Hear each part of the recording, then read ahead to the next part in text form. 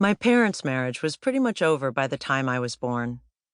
My father was away on a business trip when I was due, and when my mother picked him up at the airport with her large belly protruding over her waistline, my father looked at her and said, "You're still pregnant?" Maybe he was kidding, but to a woman 9 months pregnant, I can see how this could sound harsh. In any event, I waited for him to come home and entered this world 3 weeks late, a whopping 10 pounds 4 ounces. My mother likes to say with a laugh that she's still recovering. Janice Marilyn Gardner married Paul Eli Margulies in 1960 after meeting him on a blind date. A ballerina for most of her life, she was born in Brooklyn to Isabel, a pianist who had studied at the Mannes School of Music and was considered a wunderkind who would be one of the great hopefuls to become a concert soloist. Her dreams were quashed when she met my grandfather and found herself pregnant with my mother at 17. My mother's father, Michael Gardner, owned a beauty salon on Flatbush Avenue. He was handsome and charismatic, nursing a bubbling charm with the ladies, not unlike the character Warren Beatty played in the film Shampoo. He was open about his infidelities in front of my mother, telling her this was their secret.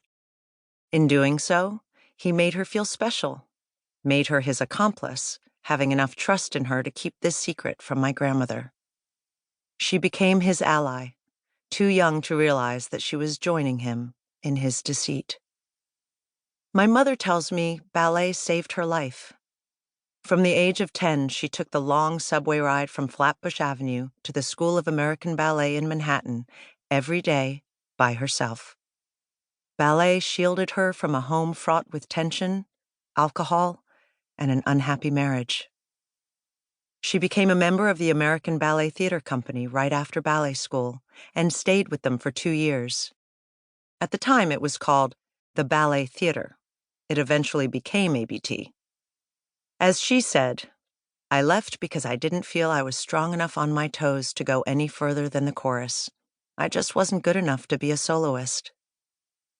Instead, she pursued Broadway, television, and anything that would give her a decent paycheck where she could utilize her dance background. Her first Broadway show was First Impressions with Polly Bergen and Hermione Gingold. She was a chorus girl and an understudy. My mother was on the Fred Waring Show, the Johnny Carson Show a couple of times. She toured with Sammy Davis Jr. She traveled with the General Motors Motorama Show, making a living good enough to rent her own apartment in Manhattan. She was a great beauty, often compared to Ava Gardner. Slender hips, dancer's legs, deep brown velvety eyes surrounded by dark voluminous curls. She met Lee Goober, who later married Barbara Walters, when she was 21 years old. He was 15 years her senior and nervous about the age difference, but they were together for 3 years. He championed her singing and dancing career with great coaches. She met Jewel Stein, who saw her potential as a big Broadway star. "I didn't want it enough," my mother later told me. At the age of 23, she met my father backstage when she was in the original production of My Fair Lady.